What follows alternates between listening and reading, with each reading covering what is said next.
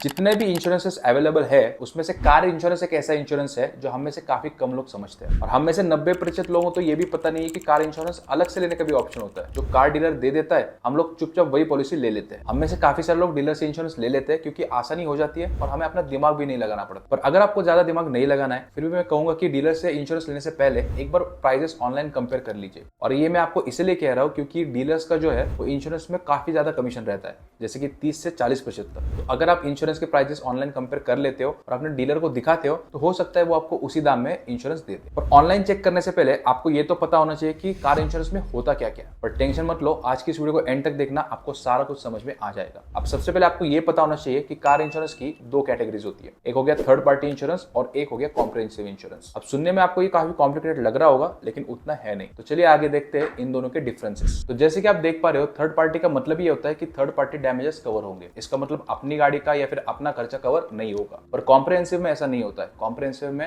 आपका भी खर्चा कवर होगा और थर्ड पार्टी डैमेजेस भी कवर होंगे। तो इसका मतलब जो कॉम्प्रिहेंसिव इंश्योरेंस है वो अच्छा है, पर इसका जो प्रीमियम है वो भी ज्यादा होता है। पर ये तो बात हो गई मोटे तौर पर जैसे आप इंश्योरेंस सिलेक्ट करोगे आपको वहां पर कई सारे एड ऑन्स दिखाई देंगे। अब कौन सा एड ऑन इंपॉर्टेंट है और कौन सा नहीं, ये कैसे समझ में आएगा? तो इसमें से सबसे इंपॉर्टेंट एड ऑन होता है जीरो डिप्रिसिएशन कवर, और इसको नील डिप्रिसिएशन और बम्पर टू बम्पर कवर नाम से भी जाना जाता है। अब यार आपको ये तो पता ही है कि जैसे आप नई गाड़ी लेते हो तो उसके बाद उसकी वैल्यू जो है वो डिप्रिशिएट होती रहती है, यानी कि कम होती रहती है। तो मान लीजिए कि आपने 7 लाख की गाड़ी खरीदी, अब 5 साल के बाद उसकी जो कीमत है वो रह जाएगी 3.5 लाख रुपए, यानी कि ओरिजिनल वैल्यू से 50% कम। तो ऐसे में अगर आपकी गाड़ी को 5 साल के बाद कुछ भी डैमेज हो जाता है और आपका खर्चा आता है 50,000 रुपए, और अगर आपके पास जीरो डिप्रिशिएशन कवर नहीं है इंश्योरेंस में, तो इंश्योरेंस वाले आपको सिर्फ उसका 50% यानी कि 25,000 ही क्लेम देंगे। और ऐसे में अगर आपके पास जीरो डिप्रिशिएशन कवर है तो आपको पूरा का पूरा क्लेम मिल जाएगा। अब जो वार्षिक प्रीमियम आता है जीरो डिप्रिशिएशन कवर का वो 15 से 20% ज्यादा रहता है, पर अगर आप उसको अफोर्ड कर सकते हो तो मुझे लगता है कि आपको ये लेना चाहिए। अब चलिए एक बार देखते हैं कि अगर आप जीरो डिप्रिशिएशन कवर लेते हो या नहीं लेते हो तो इन दोनों में क्या डिफरेंस रहेगा। अब बेस्ट इंश्योरेंस लेने से पहले हमें दो टर्म्स देखने की बहुत ज्यादा जरूरत है जिसकी वजह से एक अच्छा इंश्योरेंस आप ले पाओगे। तो सबसे पहला है IDV। तो जब भी आप अपनी गाड़ी के लिए इंश्योरेंस लोगे तो सबसे पहले आपको कोई भी पूछेगा वो रहेगा आपकी गाड़ी का IDV क्या है। आप सुन के आपको बहुत खतरनाक लग रहा होगा लेकिन बहुत ही आसान है। IDV का अर्थ होता है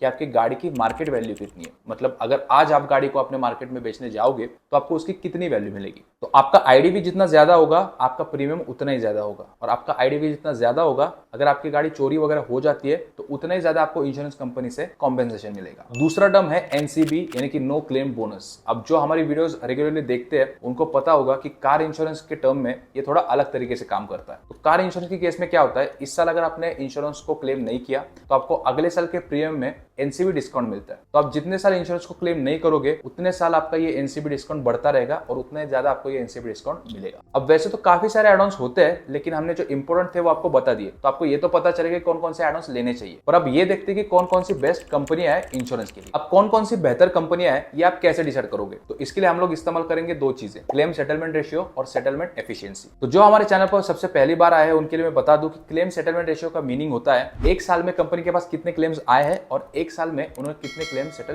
किए।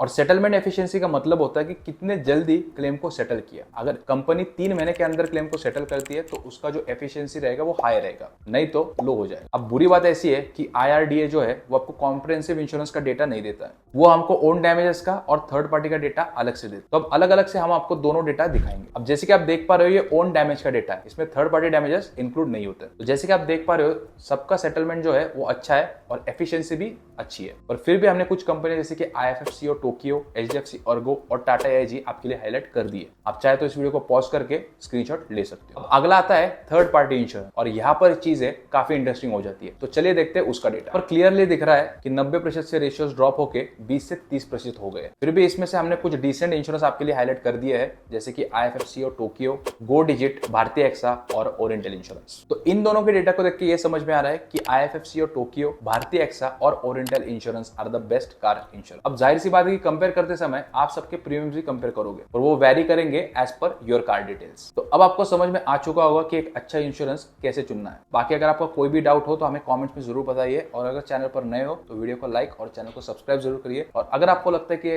वीडियो किसी भी काम आ सकता है तो उसको शेयर जरूर कीजिए।